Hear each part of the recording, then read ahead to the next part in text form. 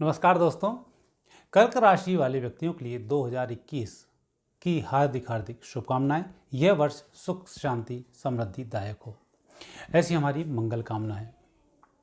हम वर्ष फल आपके लिए लेकर आए हैं। यह वर्ष आपके लिए कैसा रहेगा, क्या उपाय करना चाहिए ताकि आप अधिक से अधिक लाभ इस वर्ष का प्राप्त कर सकें, और साथ ही कौन से व्रत करें, कौन से उपवास करें, कौन से रत्न पहनें, इस प्रकार की सभी जानकारी इस प्रोग्राम में भरपूर रहेगी, जो आपके लिए आनंददायक भी है और निश्चित रूप से आपका भला करने वाली भी है और साइंटिफिक भी है, साथ ही धार्मिक भी है।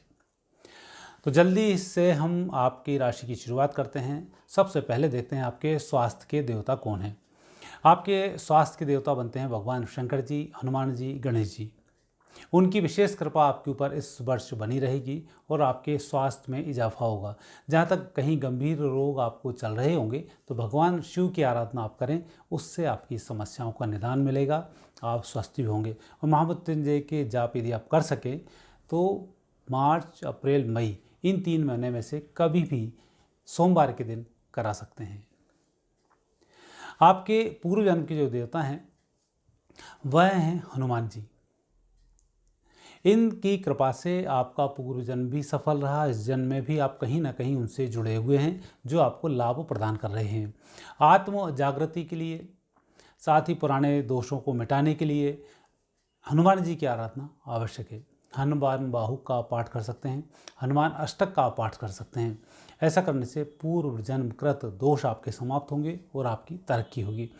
क्योंकि पूर्व जन्म का कहीं कोई दोष बना हो, कहीं कोई पाप बने हों तो इस जन्म में सफलताएं नहीं मिलती हैं और व्यक्ति को नाना प्रकार के कष्ट भोगने पड़ते हैं। इसलिए हनुमान जी की आराधना आप करते रहें। भाग्य के देवता, यह आपके भाग्य को बढ़ाने का भी काम करते हैं, आपको तरक्की भी दिलवाते हैं और विपरीत परिस्थिति में आपको बचाते भी हैं। और भाग्य के जो देवता हैं वह भी भगवान शंकर हैं। भगवान शंकर की कृपा से आपको अच्छे लाभ मिलेंगे। इस वर्ष मुझे लगता है आपको भगवान शंकर की ही आराधना करनी चाहिए, क्योंकि आपके लग्न के जो स्वामी हैं वह स्वामी 10वें भाव में चंद्र विराजमान हैं। यह सुख शांति प्रदान करते हैं, साथ ही ऐश्वर्य में भी वृद्धि करते हैं। और भगवान शंकर का आशीर्वाद आपको प्राप्त होगा तो निश्चित रूप से ये घटनाएं जो मैं आपसे बोल रहा हूँ ये फलित होंगी और आपके लिए पूरा वर्ष मंगलमय रहेगा। रत्न धारण की बात करें तो रत्न धारण आपके लिए मोती, मूंगा और पुखराज, ये रत्न आपके लिए मुख्य रत्न होते हैं, इनसे आपको लाभ मिलता है। लेकिन इस वर्ष आप पुखराज धारण नहीं कर सकते हैं और इस वर्ष आप मूंगा भी धारण नहीं कर सकते हैं। 2 रत्न छोड़ दें। मोती रत्न इस वर्ष आप धारण कर सकते हैं, लेकिन मोती आपको रिंग फिंगर में पहनना है, इसका ध्यान रखें। मोती चिटी उंगली में पहना जाता है जो सबसे शॉर्ट फिंगर होती है, लेकिन आपको रिंग फिंगर में पहनना है, गोल्ड में पहनना है। यह मोती आपकी मदद करेगा, आर्थिक रूप से आपको समृद्धि दिलाएगा। यदि आप मोती नहीं पहन सकते हैं तो भगवान शिव जी के मंदिर में सोमवार के दिन दीपक लगाना शुरू कर दें, आपको उसका लाभ पूरा प्राप्त होगा। इसके अलावा यदि हम उपवास देखते हैं, उपवास एक तरह से तप में आता है और तप से पाप का नाश होता है। उपवास यदि आपको करना है तो मुझे लगता है कि गुरुवार का उपवास इस वर्ष बहुत अच्छा होगा, ये आपके लिए फलित भी होगा। चूँकि गुरु नवम के स्वामी अष्टम भाव में है और अदृश्य शक्तियों को देते हैं। नवमेश यदि अष्टम भाव में आ जाए और कहीं गुरु बनकर आ जाए या गुरु से दृष्ट हो जाए तो अदृश्य शक्तियाँ बहुत मदद करती हैं। तो ऐसे समय में आपकी मदद अवश्य करेंगे और आपको लाभ मिलेगा। तो गुरुवार का व्रत आपके लिए शुभ रहेगा। दान एक ऐसा माध्यम है जिससे लक्ष्मी की बहुत जल्दी प्राप्ति होती है। रूठी हुई लक्ष्मी भी वापस लौटकर आ जाती है, क्योंकि लक्ष्मी के 3 चरण हैं, अर्थात जो समृद्धि हम बोलते हैं वो वह 3 चरणों में जानी जाती है। पहला होता है उसका उपभोग करें, उपभोग नहीं तो आप उसका दान करें, और दान नहीं कर सकते हैं तो उसका नाश सुनिश्चित है। तो जब नाश से यदि आपको बचना है तो आपको दान करना पड़ेगा, और जो अपने उपभोग में आए बहुत अच्छा है। तो ऐसे यदि आप कुछ दान करना चाहते हैं तो आपके लिए विद्यार्थियों को पुस्तकों का दान करना इस वर्ष बहुत अच्छा है। जून जुलाई में स्कूल खुलेंगे, उस समय आप नए विद्यार्थी जो जा रहे हैं, गरीब विद्यार्थी हैं, उनके पुस्तकों की व्यवस्था कर सकते हैं। नहीं कर सकें तो अपने धर्म ग्रंथों को ही आप लेकर उपयोगी जो व्यक्ति हैं उनके लिए आप बांट सकते हैं। या कहीं इस तरह से कुछ चल रहा है, कहीं रामायण पाठ करते हैं, कहीं गीता पाठ करते हैं, कहीं भागवत पाठ करते हैं, वहाँ पर भी इन धर्म ग्रंथों को भेंट किया जा सकता है। तो ऐसे आपके दान से लाभ मिलेगा।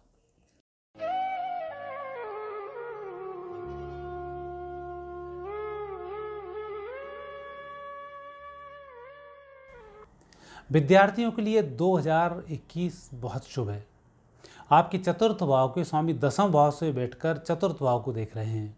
साथ में चंद्रमा भी उपस्थित हैं, साथ में उच्च राशि के सूर्य भी उपस्थित हैं। तो यह संयोग मुझे लगता है विद्यार्थियों के लिए, कर्क राशि वाले विद्यार्थियों के लिए बहुत ही शुभ संयोग है। ऐसे समय में व्यक्तियों की तरक्की होती है, कॉम्पिटिटिव एग्जाम्स में सफलताओं की प्राप्ति होती है, और विशेषकर यदि आप वकालत से जुड़े हुए हैं, जुडिशरी से जुड़े हुए हैं या और भी किसी न्यायिक क्षेत्र से जुड़े हुए हैं तो आपको विशेष सफलताओं की प्राप्ति होगी। यदि आप काउंसलिंग में हैं तो भी आपको बहुत अच्छी सफलताएं मिलेंगी। आप लेक्चर देते हैं, कहीं लोगों को मोटिवेट करते हैं, उसमें यह वर्ष आपके लिए बहुत सम्माननीय होने जा रहा है। तकनीकी क्षेत्र के विद्यार्थियों को विदेशों से बहुत अच्छी सफलता मिलेगी, और तकनीकी क्षेत्र के विद्यार्थी यदि कुछ एक्स्ट्रा करना चाहते हैं उसके लिए जून के बाद समय बहुत अच्छा है। जून से नवंबर तक आपको अप्रत्याशित सफलताओं की प्राप्ति होगी।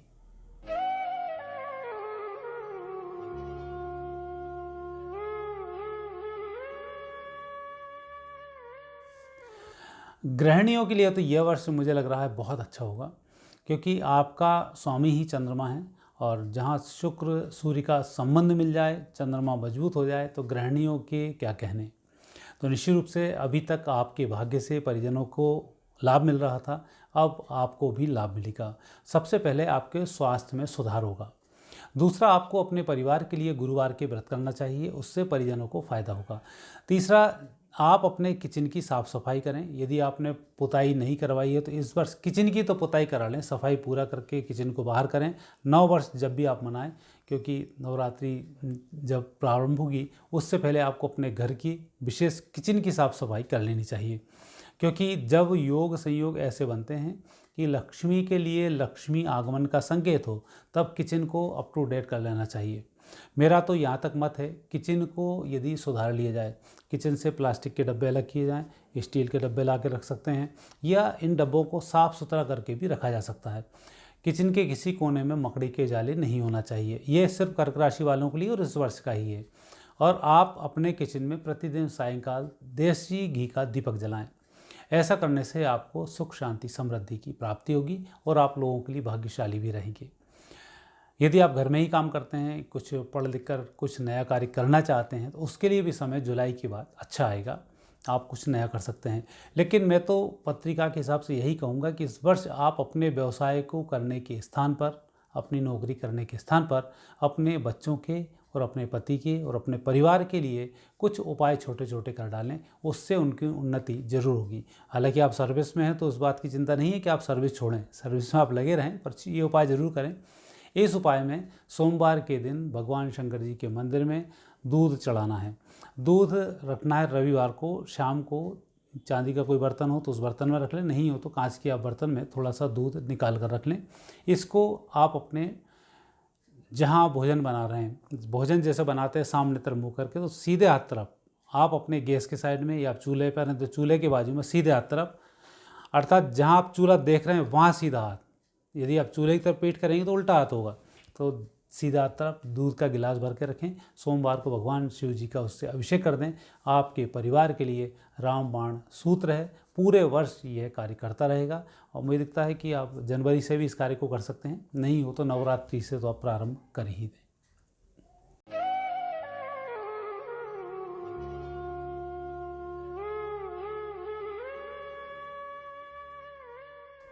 नौकरी के लिए यह वर्ष बहुत शुभ है। सबसे पहला तो इस वर्ष की विशेषता आपकी आती है कि आपके कुछ ऐसे ग्रह हैं जो ग्रह लोगों को परेशान करते हैं, वह ग्रह आपके शुभ हैं। धन भाव का स्वामी दसम भाव में, लग्न का स्वामी दसम भाव में, लाभ का स्वामी दसम भाव में, भूमि भवन वाहन का स्वामी दसम भाव में। तो ये जो एक कॉम्बिनेशन बना है निश्चित रूप से बहुत सारी समृद्धि देगा। कि धन जब बढ़ेगा तो निश्चित रूप से व्यक्ति के मकान भूमि भवन की व्यवस्था होगी। लाभ जब मिलेगा तो निश्चित रूप से कहीं ना कहीं कुछ प्रमोशन की स्थिति बनेगी और आपको लाभ मिलेंगे। तो इस वर्ष आपको लाभ बहुत अच्छे प्राप्त होने वाले हैं और ये सब अप्रैल से ही प्रारंभ होगा। अप्रैल से अगस्त तक आपका प्रमोशन भी होगा, आर्थिक लाभ भी होगा। और उस समय यदि कहीं आप कुछ नया करना चाहते हैं, कुछ नौकरी में परिवर्तन करना चाहते हैं या प्रमोशन के लिए कुछ और कार्य करना चाहते हैं, तो उससे संबंधित आपकी पढ़ाई भी होगी, वह भी आपके लिए लाभकारी होगी। तो यह वर्ष, इस वर्ष में आप अप्रैल से लेकर जुलाई तक बहुत अच्छे लाभ को प्राप्त करेंगे।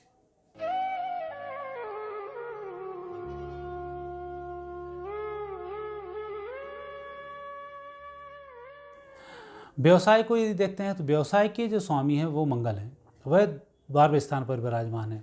इस वर्ष मुझे लगता है व्यापार व्यवसाय बढ़ोतरी पर आपको अधिक ध्यान देना चाहिए, ना कि बचत पर, क्योंकि इस साल आप पैसा नहीं बचा पाएंगे व्यापार व्यवसाय की तरक्की के लिए। या व्यापार व्यवसाय से जो लाभ हो रहा है वो घर में आप खर्च नहीं कर पाएंगे। चाहे आप कितना भी लाभ कमा लें, आपका घर खर्च उतना ही रहेगा जितना पिछले वर्ष था, उसको आप ना बढ़ाएं। दूसरा, व्यापार में यदि विस्तार करना चाहते हैं तो व्यापार का विस्तार आपका दोगुना होने तक के इसमें योग बनते हैं। इस वर्ष की जो आपकी मेहनत है ये अप्रैल से शुरू होगी, अगले साल अप्रैल तक जाएगी। इसमें आपके व्यापार व्यवसाय में दोगुनी वृद्धि होगी। सिर्फ एक ही नुकसान इसमें संभव है, वह नुकसान होगा अधिकारियों के माध्यम से। तो उनको थोड़ा सा मैनेज करके आपको चलना पड़ेगा, क्योंकि द्वादश स्थान पर मंगल का बैठना अधिकारियों से उलझन कराकर नुकसान की स्थिति बनाता है, चुगली करके नुकसान की स्थिति बनाता है। तो वहाँ थोड़ा सा अपने अधिकारियों को और कर्मचारियों को थोड़ा संभाल कर रखें, ताकि कोई विवाद ना आए। और विवाद आता भी है तो थोड़ा शांत रहकर उस विवाद को तत्काल शांत कर दें, ताकि आपके लाभ को आप कम नहीं करें, लगातार बढ़ा सकें। सिर्फ ये विपरीत स्थिति बन रही है उन लोगों की जिनकी कुंडली में मंगल दोषी है। अन्यथा ग्रह योग तो इस वर्ष के कहते हैं कि आपका व्यवसाय निश्चित रूप से दोगुना होने वाला है। और आपकी पत्रिका में कहीं मंगल का दोष बना हुआ है तो ऐसे समय में आपको मंगलवार के दिन नंगे पैर भगवान हनुमान जी की 7 परिक्रमा करनी है, मिठाई का भोग लगाना है और वहीं बैठे हुए भिखारियों में वह मिठाई बांटानी है। तो आपको लाभ भी मिलेगा, व्यवसाय में भी तरक्की होगी और दोष भी नहीं लगेंगे।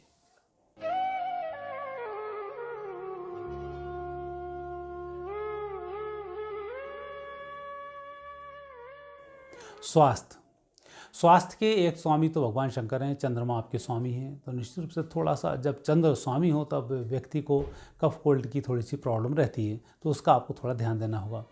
दूसरा, गुरु आपके जो देवता हैं विशेष रूप से ये आपकी बीमारियों के देवता हैं। गुरु इस वर्ष अष्टम भाव से गुजर रहे हैं, तो यह भी थोड़ा सा संकेत है, स्वास्थ्य के प्रति आपको सचेत रहना होगा। चंद्र गुरु शनि का जब भी संबंध बनता है तब व्यक्ति तनाव के कारण बीमार होता है। तो यह वर्ष तनाव का तो है ही, क्योंकि मैंने आपको बताया तरक्की भी होने वाली है, व्यापार व्यवसाय भी दोगुना होने वाला है, प्रमोशन भी होने वाला है, स्थानांतरण भी होने वाला है। और ये सब कारण है मानसिक तनाव के, क्योंकि नई जगह जाएंगे वहाँ तनाव होगा, व्यवसाय को बढ़ाएंगे वहाँ तनाव होगा, लोगों से मिलेंगे वहाँ तनाव होगा, पैसे की व्यवस्था करना है वहाँ तनाव होगा। तो ये वर्ष उस मामले में थोड़ा तनाव वाला है। तो तनाव के कारण जो बीमारियाँ आ जाती हैं उसका विशेष ध्यान रखें, जैसे शुगर आता है, डिप्रेशन आता है, नींद उड़ती है, इनका आपको इस वर्ष से ध्यान रखना होगा। ध्यान इसलिए रखना है कि हमें तरक्की करनी है। इसका मतलब ये नहीं कि आपकी पत्रिका बहुत बेकार है। व्यवसाय दुगना हो रहा है, पत्रिका बेकार नहीं है। नौकरी में प्रमोशन हो रहा है, पत्रिका बेकार नहीं है। जिस क्षेत्र में चाहते हैं उस क्षेत्र में स्थानांतरण हो रहा है, वह भी बेकार नहीं है। पर जब एक कोई चीज़ पॉजिटिव होती है तो वहाँ एक नेगेटिव भी होती है। तो हम उस नेगेटिव की बात कर रहे हैं, उस नेगेटिव के कारण स्वास्थ्य पर आपका प्रभाव पड़ेगा, वहाँ आप थोड़ा सा संभल कर रहे हैं।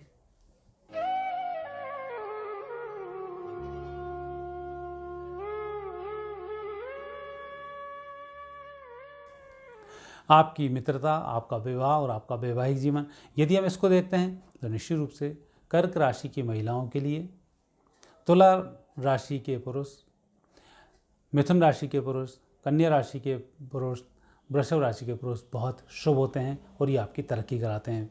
वहीं यदि आप कर्क राशि के पुरुष हैं तो आपके लिए सिंह राशि की महिला बहुत शुभ रहेंगी, कन्या राशि की महिलाएं बहुत शुभ हैं, वृषभ राशि की महिलाएं शुभ हैं, मकर राशि की महिलाएं आपके लिए लाभकारी होंगी और उनसे आपका विवाह भी हो सकता है।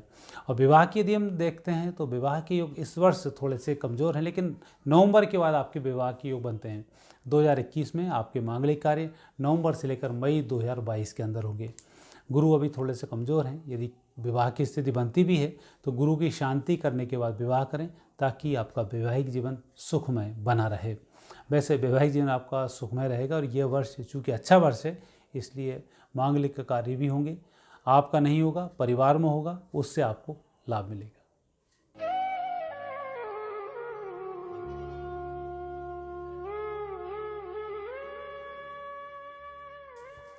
स्थायी संपत्ति, भूमि, भवन, वाहन, इनकी यदि चर्चा करते हैं तो इनके स्वामी बनते हैं शुक्र, जो इस समय अपने घर को ही इस वर्ष देख रहे हैं।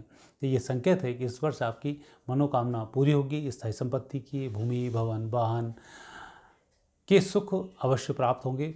थोड़ी सी आपको मेहनत अवश्य लगेगी, लेकिन इन सब में आपको कोई कमी नहीं रहेगी। और कहीं आपकी पत्रिका में शुक्र दूषित है और उसके कारण से लगातार प्रयास करने पर स्थायी संपत्ति नहीं बन पा रही है, कर्ज बढ़ रहा है, वाहन का सुख नहीं मिल रहा है, तब देवी जी के मंदिर में शुक्रवार को जाएं, गुड़ चने का वहाँ पर प्रसाद चढ़ाएं, आपकी मनोकामना पूरी होगी।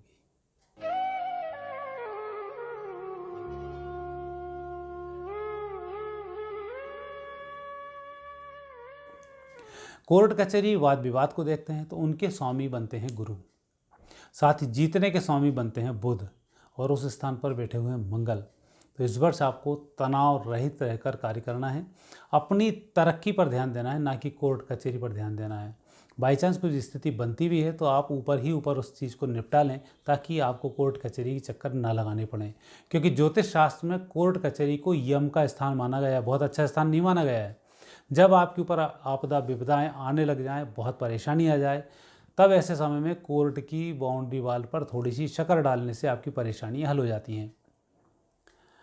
अनावश्यक रूप से खुश रहते हुए या किसी की फालतू सहायता करते हुए कभी भी आपको कोर्ट कचहरी में नहीं जाना चाहिए। खुश रहकर तो कोर्ट कचहरी आप कभी ना जाएं, अन्यथा आपकी खुशी कब गायब हो जाएगी आपको पता ही नहीं पड़ेगा।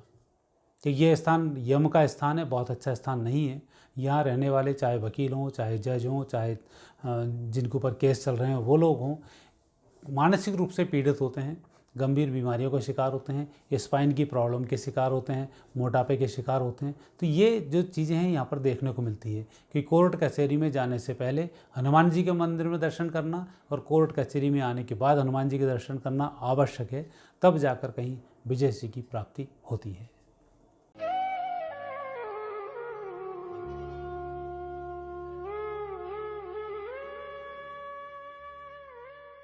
आध्यात्म, यह एक ऐसा विषय है जो कर्क राशि के लिए फलीभूत होने वाला है।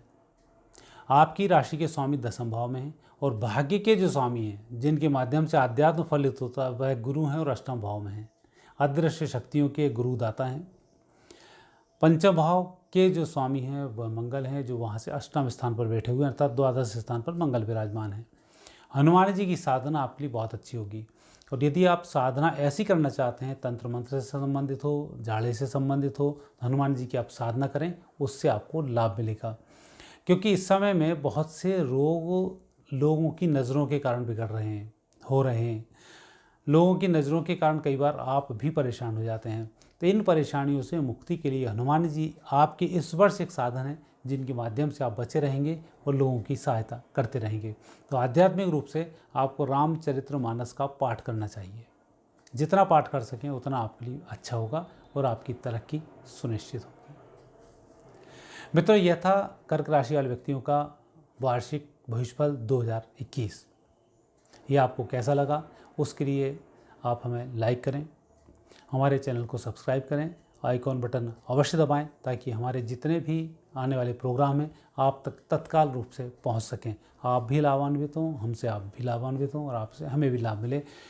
खुश खबरी की हमें प्राप्ति हो, आपके लिए भी यह वर्ष मंगलमय हो, आनंद की प्राप्ति हो, ऐसी हमारी कामना है। नमस्कार।